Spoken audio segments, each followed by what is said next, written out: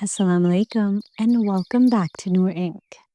This story is about the people who did not ride into battle, but they showed a kind of courage that changed the world forever.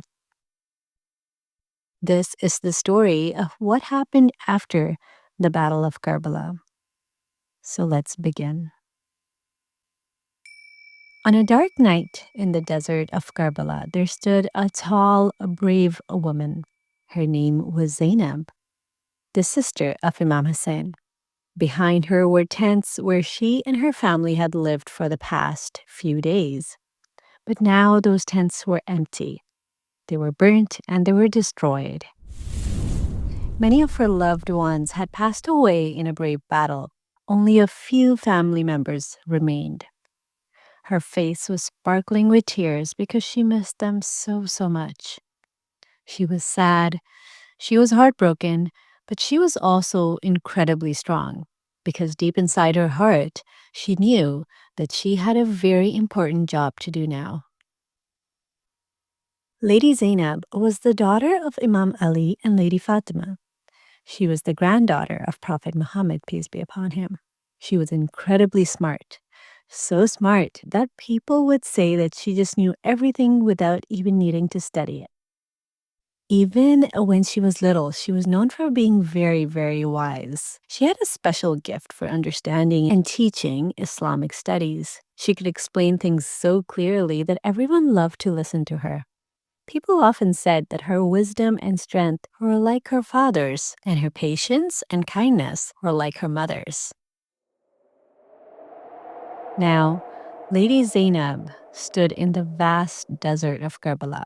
Not far from her, Imam Zainul Abidin, the only son of Imam Hussein left, was laying under the stars with a fever burning in his body. But even in pain, he was whispering prayers that were calming the frightened hearts of the children around him. That night was the saddest night. These children had seen more than any child ever should. Their fathers were gone, their uncles were gone. Little Sakina, the daughter of Imam Hussein, she kept turning her head, searching in the darkness for her Baba. But he wasn't coming. Ali Akbar, Qasim, Abbas, the names that they had once said with so much joy, these names brought tears to their eyes now. When the morning light stretched across the sky, the silence broke. The enemy soldiers returned. But this time, they didn't have swords, they had long ropes and chains. That morning, the enemy tied ropes around the tired women and children. They placed heavy cuffs on Imam Zainul Abidin, even though he could barely stand. As this was happening, Lady Zaynab looked around. Not long ago, when they had left Medina, she had been treated like a queen by her brothers. She had ridden under the shade of canopies and was lifted so gently onto her camel by their loving hands. But now those hands were gone, and she, the sister who had once been so protected, now she had to become the one protecting everyone else. So she held herself tall. She didn't let her hands tremble, because everyone was looking to her now. She lifted each child and each woman with care, guiding them gently onto the tall, swaying camels. As the chains clinked and the soldiers shouted, it was her voice, Lady Zaynab's voice, that kept everyone together. Before the caravan could leave, the soldiers, being so cruel, they led the camels through the parts of Karbala where their families had been lost. The same place where Hazrat Abbas had gone to get water, where Hazrat Ali Akbar had been so brave, where Imam Hussein had said his last goodbye. Lady Zaynab looked out at the land and at her loved ones who hadn't even been buried yet. Her heart hurt more than ever before. The first stop of the caravan was going to be the city of Kufa. This was actually the city where Imam Hussein had been heading to before he had been stopped by Yazid's army in Karbala.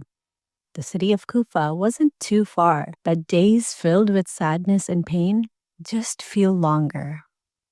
The sun was strong, the camels, they moved slowly, the children held on as best as they could. The ropes around them scratched their skin and left marks. But Lady Zaynab was always there. If someone slipped, she reached out. If someone looked scared, she squeezed their hand. She reminded them, Allah is with you. You're part of the Prophet's family. So, even without having anything at all, they still carried that honor in their hearts. They reached Kufa in a couple of days. This city was actually once the home of Lady Zaynab's father, Imam Ali, the leader of the Muslims, and a man everyone came to for wisdom. But this time, Lady Zaynab was not entering the city as a guest. She was entering the city as a prisoner. She rode through those streets of Kufa on a tall camel with her hands tied.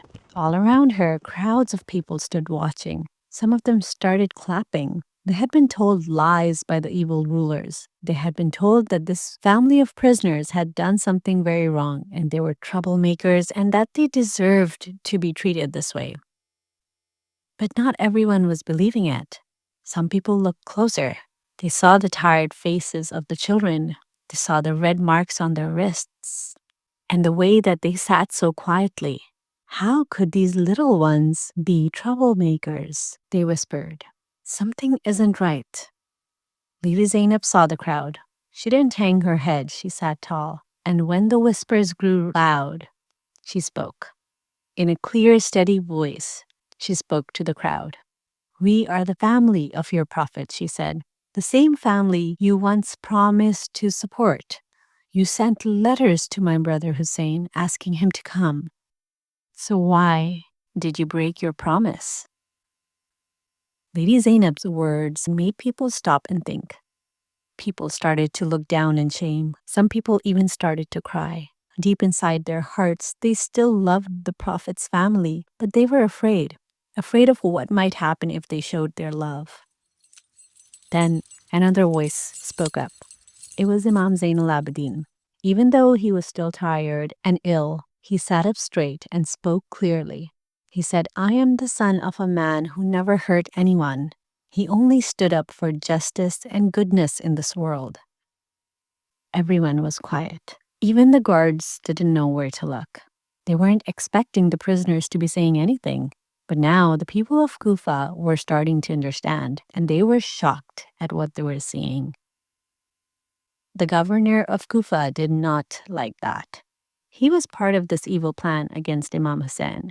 He didn't want the crowd to understand, and he definitely didn't want their hearts to wake up. Send them away, he ordered. Before the sun rises, these prisoners must be gone from the city.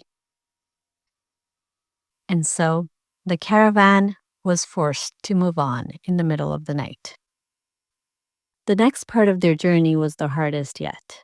They were being taken to a faraway place called Sham. Today, we call it Damascus, in the country of Syria. The journey from Kufa to Sham took almost a whole month. Beyond Kufa, the land was empty and wide. There were no houses, there were no trees, just sand, stones, and sky. By day, the sun burned their backs. By night, the cold crept in. Each morning, they rose for another day of travel. Each night, they rested wherever the guards allowed. Step by step, they were being pulled away farther from their home. The caravan moved slowly. Some rode camels, others walked. The ropes tugged at their arms and scratched their skin. The road to Sham was very long. The end.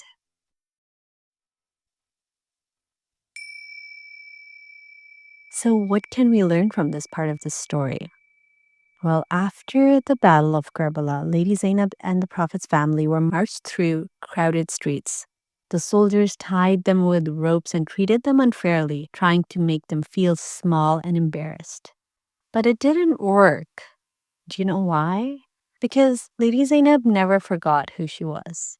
She was the granddaughter of the Prophet Muhammad, peace be upon him. She knew her job was to spread the truth of what had happened in Karbala and protect the message of Islam. And she knew something very important, that real honor doesn't come from what you wear or how loud people cheer for you. It comes from Allah. And that is something we can take away too. Knowing that you are valuable because Allah made you. Doing what's right, even when others aren't. Not letting harsh words or actions make you feel small inside. You keep your back straight. You use a calm voice. You remember that your feelings, your thoughts, and your voice matter. So if someone ever picks on you, your name, your skin, your family, your faith, take a deep breath. And remember, Lady Zaynab, she stayed steady, she spoke clearly, and she reminded everyone who she really was. You can too, because your worth comes from Allah, and no one, nobody can take that away.